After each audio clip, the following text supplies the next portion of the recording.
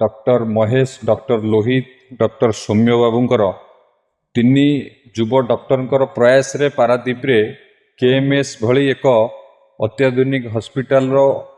उद्घाटन करागला एवं KMS hospital Paradip रे निश्चित भाव में स्वास्थ्य सेवा क्षेत्र रे एक नूतन अध्याय जोड़ब कहले अत्युक्ति हम ना। निश्चित भाव में कटक भुवनेश्वर कौन पाई जाती भल डायग्नोसिस करने धरतु सीटी स्कान हो आमर रेडियोग्राफी हो मॉडर्न आमर लैबोरेटरी हो एबे जो अत्याधुनिक कौशल जो स्कानिंग होची आमर जो ऑर्थोपेडिक पाई सीआरएम मेसीन हो ये सबूर सुविधा एठी जोगे दिया जाउछ एवं ता सहित आमर एठी आईसीयू हो कि जनरल वार्ड पाई हो कि आमर जरूरीकालीन सेवा जोगे देवा पाई सबु प्रकार व्यवस्था एठी उपलब्ध अछि। तो निश्चित भाव में आम अंचल लोक मैंने जो कटक भुवनेश्वर जाउथिले एठी मध्य से सुविधा पाई परिबे एवं विशेषकर महिला मानकु मातृत्व सेवा जोगे देबारे मध्य ये हॉस्पिटल सहायक हबो एवं आमर जो सरकार जो स्कीम अच्छी गोपबंधु जन आरोग्य योजना से स्कीम माध्यम रे लोक मैंने एठू मध्य मागणा चिकित्सा पाइबे से हॉस्पिटल को अंतर्भुक्त करवा तो लोक मैंने निश्चित भाव में एथिरे भल एवं उत्तम स्वास्थ्य सेवा ये हॉस्पिटल पाई परिबे। कारण केएमएस हॉस्पिटल रे आपण जे देखिबे सीटी स्कान ठारू आरंभ करी रेडियोग्राफी मॉडर्न लैबोरेटरी एवं आहुरी अनेक नुआ नुआ मॉडर्न डायग्नोसिस करबा पई विभिन्न इक्विपमेंट रो व्यवस्था अछि। ता सहित आईसीयू एवं जनरल वार्ड एवं आमर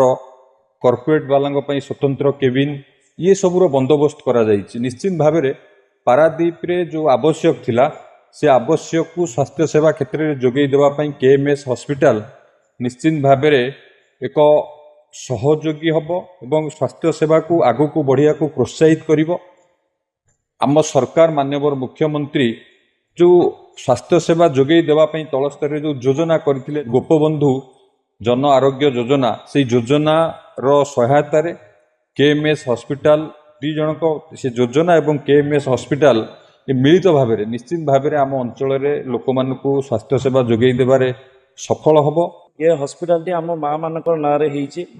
KMS for Krishna Manju and Saraswati तेणुक माँ मानकु वरिष्ठ लोक मानकु एवं सबु वर्ग लोक मानकु स्वास्थ्य सेवा सुलभ और सहजलभ्य करिया लक्ष्य आम हॉस्पिटल टी प्रतिष्ठा करिछु। जेमिति कि माननीय मंत्री कहिले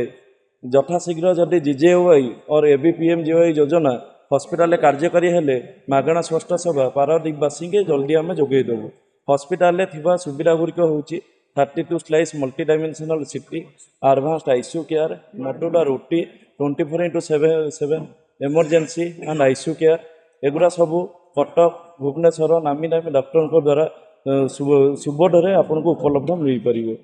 आज्ञा गरीब लोक मैंने आमर से मागणा ओपीडी रखाई जनरल ओपीडी संपूर्ण मागणा आपण आसी गरीब लोक जमी बाहर गवर्नमेंट देखते एटी भी आमको देखे पारे। स्पेशलिस्ट ओपीडी डिफरेंट चार्जेस आज पर द डॉक्टर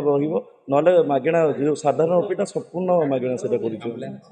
आम्बुलांस सेवा भी आज्ञा रखीचु। आम्बुलांस सेवा गवर्नमेंट 108 आम्बुलांस सेवा अच्छी सेटा एससीबी रु माने एठू आमर सीएससी जोटा रहिला 18 बांकी पाखे कि सीएससी कुजंग एसबू से एससीबी नहीं जाऊले आगु किंतु सेठी पुणी बहुत माने खाता काम ये काम करके लोकटी ट्रिटमेंट पाइला को 4 ରୁ 5 घंटा 6 घंटा आगे हो जाऊला। जदि गोटे एक्सीडेंट दुर्घटना जनित मुंडमाड़ पेसेंट आसूला ताकू एससीबी नहीं किए ट्रिटमेंट करिया भितर 6 ରୁ 7 घंटा 8 घंटा भितर पेसेंट मृत्युवरण घटला। जो सुविधा कि आम पाखे सहजरे जोगे दे पारू